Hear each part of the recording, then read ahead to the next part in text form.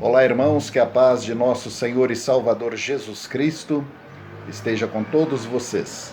Escola Bíblica Dominical, lição de número 10, conhecendo os dois livros de Samuel. O objetivo geral da nossa lição, expor a introdução aos livros de Samuel.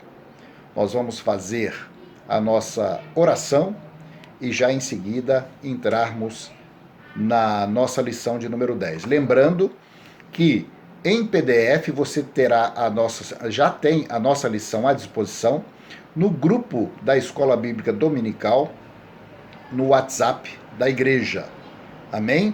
Então, baixe, veja, se possível, imprima, não é? E leia com atenção a lição para que você possa assimilar as verdades ali ensinadas. Amém? Glória a Deus. Senhor, em nome de Jesus, nós viemos à Tua presença em oração. Te agradecemos, meu Deus, te agradecemos por essa oportunidade de estarmos sendo ministrados, sendo ensinados pelo Senhor. Que o Teu Espírito Santo nos dirija nesta lição de número 10. Desde agora nós te agradecemos em nome do Senhor Jesus. Amém. Amém. Glória a Deus. O texto base da nossa lição está em 1 Samuel, capítulo 1, versículo 18, que diz assim: E disse ela, ache a tua serva graça em teus olhos. E assim a mulher se foi ao seu caminho e comeu, e o seu semblante já não era triste. Aqui nós temos então a introdução da nossa lição, que é justamente o texto onde Ana está em oração no templo, pedindo a Deus que desse a ela um filho, né? E quando ela fez a sua oração e foi abençoada, a bênção do Senhor fez com que aquela tristeza que havia no coração dela já se dissipasse na hora. Amém? A verdade central desta lição é que nos livros de Samuel nós aprendemos a servir e adorar e a amar a Deus de todo o nosso coração, apesar das circunstâncias adversas. Irmãos, quando nós temos uma vida tranquila, estão todos com saúde, está todo mundo empregado, não falta recursos nenhum, é relativamente simples e fácil você dar glórias a Deus. Agora, diante de uma situação adversa, diante de um desemprego, diante de uma enfermidade na família, diante de problemas no casamento, diante de problemas de ordem financeira ou sentimental, criação dos filhos e tudo mais, é mais difícil você buscar e você adorar e você agradecer a Deus. Agora, se você buscar na Bíblia Sagrada como um todo, e especialmente hoje nós estamos aprendendo os dois livros de Samuel, não é? Ali o Espírito Santo vai te inspirar e vai te direcionar e vai te mostrar que é possível, ainda que você esteja vivendo uma circunstância adversa, você aprender a dar glória a Deus, amar a Deus, respeitar a Deus, se sujeitar a Deus, reconhecer a presença de Deus em todos os lugares da sua vida, em todas as circunstâncias da sua vida, né? Apesar de todo e qualquer problema que você estiver passando. E isso é fundamental e muito importante na nossa caminhada com Jesus. Em seguida nós temos aí a leitura diária, né? Para cada dia da semana você tem uma leitura, você vai abrir aí a sua lição em PDF, você vai ver todos os livros para leitura semanal. Amém?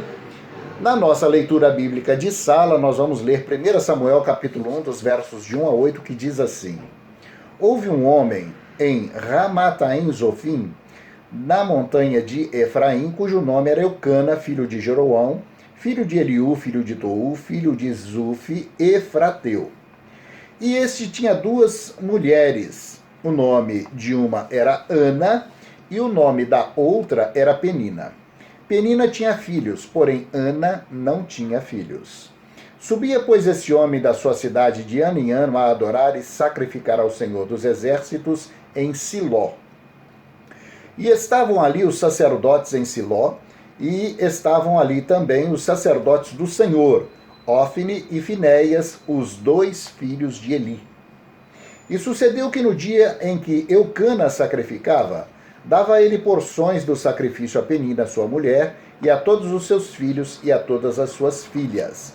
Porém, a Ana dava uma parte excelente, porquanto ele amava a Ana. Porém, o Senhor lhe tinha cerrado a madre. Sua competidora excessivamente a irritava para a embravecer, porquanto o Senhor lhe tinha cerrado a madre.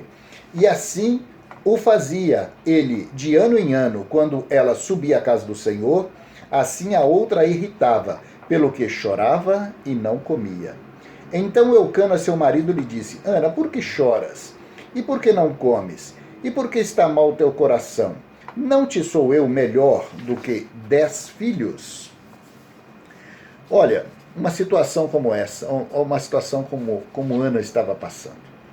Servia ao Senhor, era temente ao Senhor, orava a Deus, pedia filhos, porque naquela ocasião uma mulher que não tinha filhos era como se fosse uma árvore seca, né? Era desprezada por todos, e inclusive, como naquela ocasião era permitido que um homem tivesse 2 ou mais mulheres, né?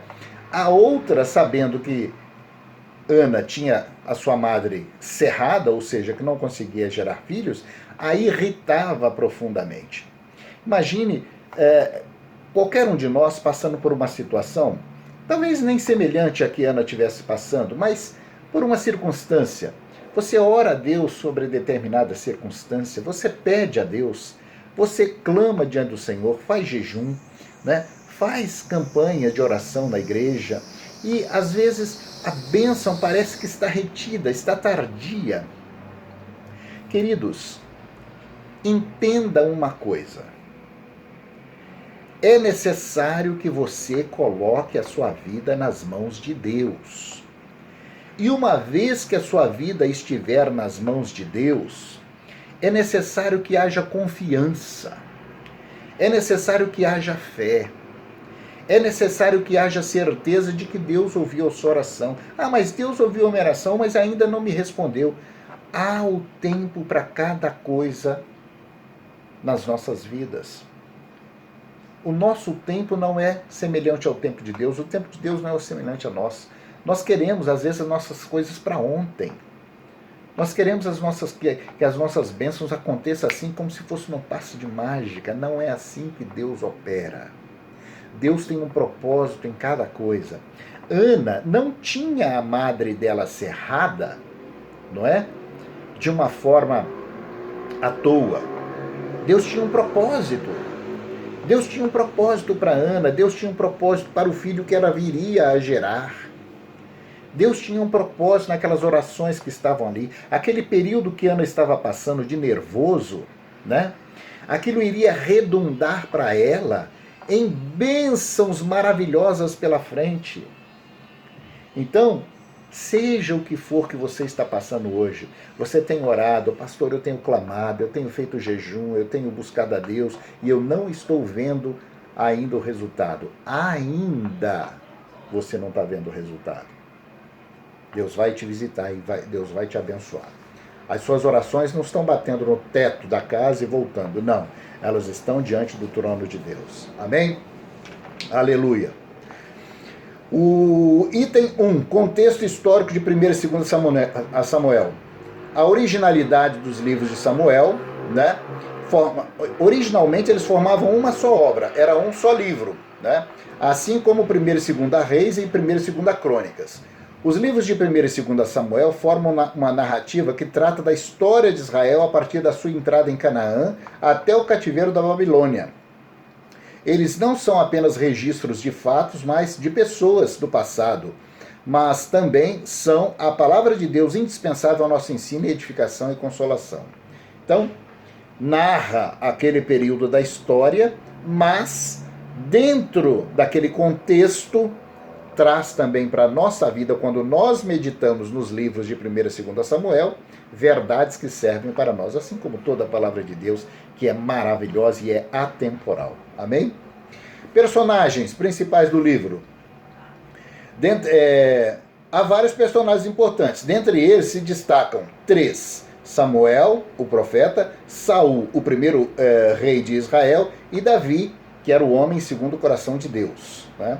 A partir desses homens, os livros de Samuel, como os demais da Bíblia, evidenciam cuidado especial de Deus, bem como as suas disciplinas, justiça e misericórdia, a fim de polir a vida dos reis e do povo hebreu conforme os seus propósitos. Então, esses eram os 3 principais personagens e em cujas vidas nós temos para nós exemplo de como Deus às vezes age na nossa vida, né?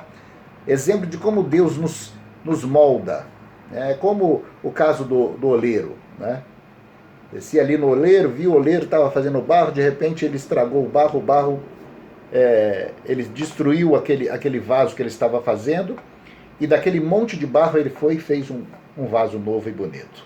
Assim é a nossa vida, assim que o nosso Deus age. Amém?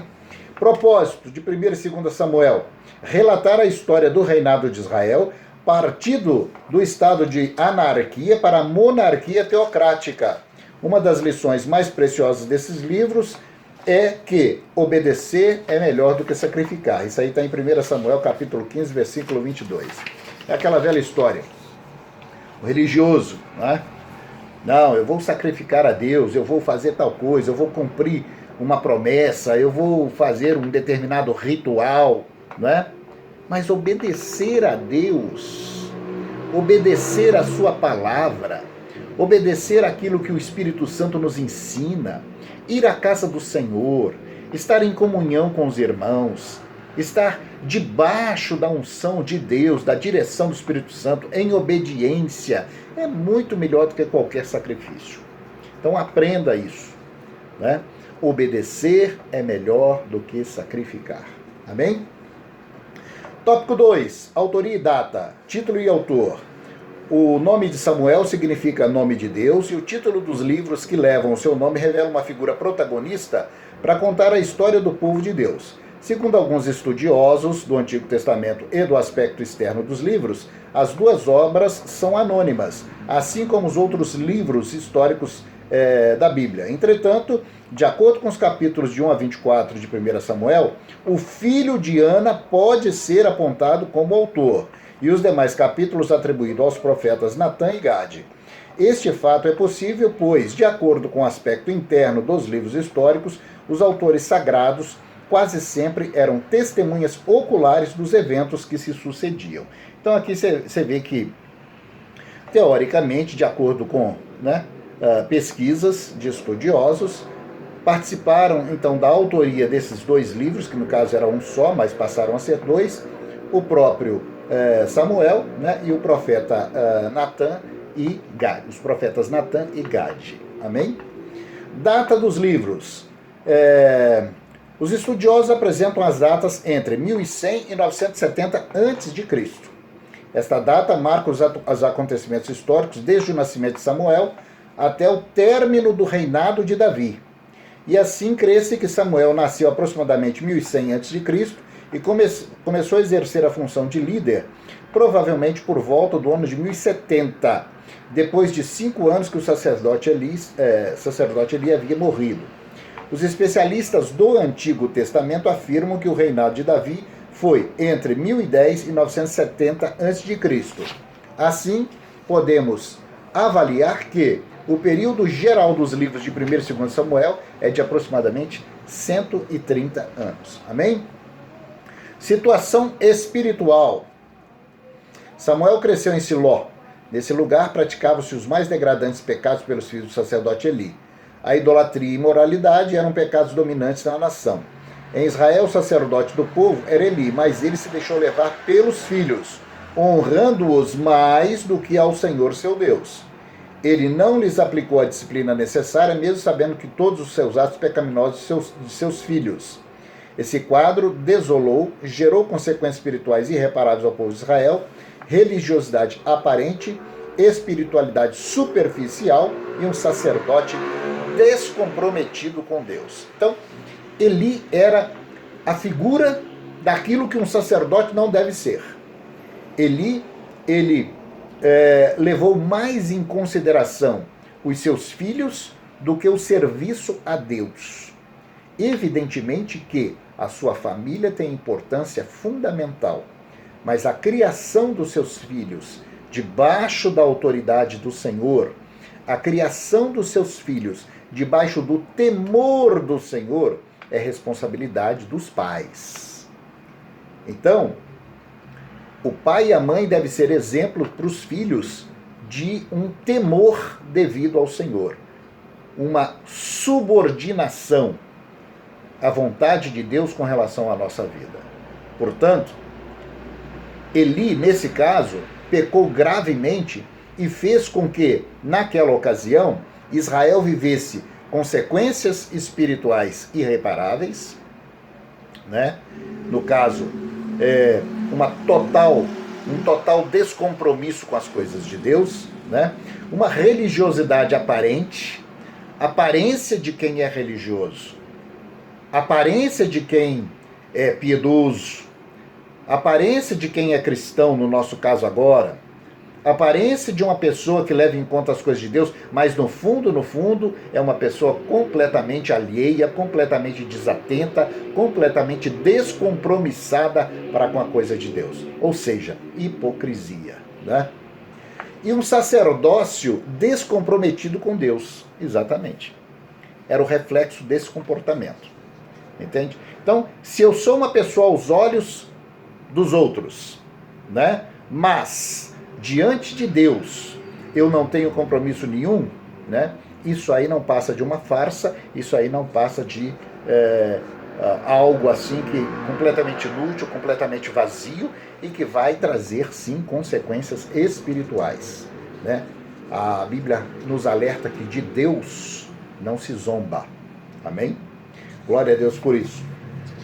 Sintetizando o tópico 2, em Israel a idolatria e a imoralidade eram os pecados dominantes do povo. Aí há subsídios para os estudos que depois você vai ler na sua versão em PDF. Teologia nos livros de Samuel, profecias cumpridas. Os eruditos concordam que há ensinos robustos na estrutura textual dos livros de 1 e 2 Samuel. Por exemplo, profecias cumpridas na história e mudanças que ocorreram na estrutura social da nação estão patentes em 1 Samuel capítulo 7 e 12 e 2 Samuel 17. Então, é um livro profético. E eu diria a você que não só se cumpriram já naquele período, mas a palavra de Deus, por ela ser atemporal, existem passagens que se cumprem nas nossas vidas, inclusive nos dias de hoje. Amém? Em busca de um rei. Samuel era um líder preocupado com o crescimento espiritual da nação. Por isso ele está presente no momento em que o povo israelita pede para si um rei. Como homem de Deus, Samuel declara sua sinceridade, transparência e retidão no exercício sacerdotal. Assim, ele pediu que o povo considerasse que o Altíssimo havia feito por eles, mesmo diante do ato de rebelião contra Deus. Então, veja bem, Samuel era o sacerdote do Deus Altíssimo. Deus estava abençoando a vida do povo de Israel. Ainda assim, eles queriam se igualar às nações que estavam ao seu redor e queriam ter um rei. Samuel chamou a atenção do povo, para a realidade diferente que Israel tinha com relação às demais nações. Vocês têm certeza que vocês querem um rei? Vocês não estão satisfeitos com o reinado do Senhor sobre a vida de vocês? Então vocês terão um rei. Continuando. Os alicerces na dinastia davídica. No capítulo 7 de 2 Samuel, há o estabelecimento profético da dinastia de Davi. Ele surge pela ordem do Senhor. A Bíblia mostra que não obedecer à vontade de Deus levou muitos reis a se tornarem escravos deportados e depois assassinados, como aconteceu com Joaquim e Zedequias. Assim, a quebra da aliança no período monárquico trouxe graves consequências para o povo de Deus. O templo foi destruído, assim como as muralhas da cidade, e os israelitas foram humilhados em terras estranhas. Isso tudo aconteceu, irmãos, justamente por conta de o povo ter colocado sobre si um rei que não tivesse uma aliança, ou que não respeitasse a aliança com o Senhor. Resultado, muitos deles, na história de Israel, na leitura dos livros do Antigo Testamento, a gente vai ver ao longo dos anos que reis que não tinham compromisso com o Senhor acabaram sendo deportados, acabaram sofrendo invasões, acabaram sofrendo até mesmo períodos de escravidão do povo. Por quê? Por falta de uma aliança. Queridos, seriedade com a coisa de Deus, compromisso com a obra de Deus, compromisso com a aliança feita através do reconhecimento do sacrifício de Jesus. Quando nós nos colocamos em aliança com Deus, é necessário que nós venhamos a honrar essa aliança. Voltando ao que eu disse agora há pouco, a palavra do Senhor diz claramente: de Deus não se zomba.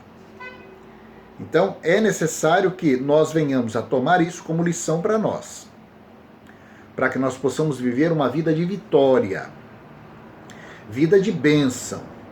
Deus se alegra em que você seja uma pessoa vitoriosa no seu dia a dia. Quando nós aceitamos Jesus como Senhor e Salvador, nós não ganhamos apenas e tão somente a vida eterna como se isso fosse pouco. Não. Isso é a maior bênção de todas, a nossa salvação. Mas Deus se preocupa com o seu dia a dia. Deus se preocupa com que você seja vitorioso nas coisas pequenas e nas coisas grandes.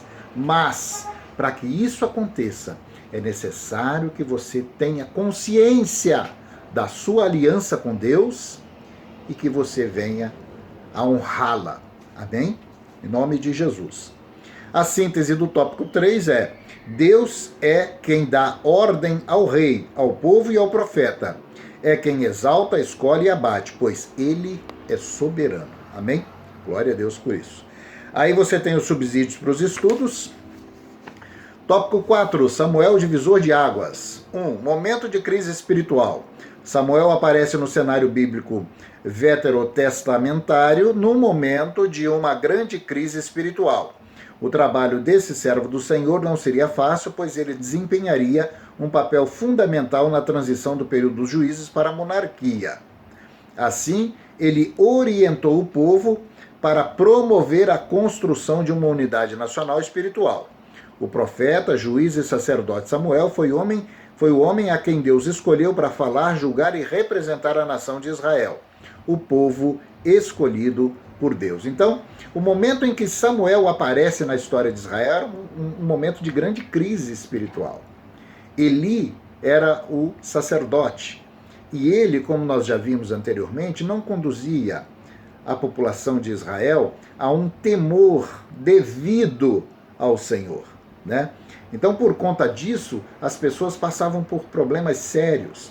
A nação como um todo passava por problemas sérios, né? Samuel foi inserido, né, nessa história justamente para poder consertar essa situação. Agora, voltando um pouquinho lá no início da lição. Lembra quando Ana estava pedindo a Deus um filho e não conseguia? Ela achava que Deus não estava ouvindo a sua oração. Ela achava que Deus não ouvia a sua voz. Olha só a bênção que Deus gerou, não só para ela, mas para a nação inteira, através do ventre de Ana. É assim que Deus age. Às vezes, nós passamos por uma determinada situação na nossa vida que nós não entendemos. Nós passamos por uma circunstância na nossa vida que nós oramos a Deus e parece que a resposta não vem. Mas daquele problema que eventualmente você esteja vivendo, Deus vai trazer uma bênção não só para a sua vida, mas para todos aqueles que te cercam. É assim que Deus age. E é assim que deve ser direcionada a nossa fé nas nossas orações. Deus é aquele que transforma maldição em bênçãos. Amém? Glória a Deus.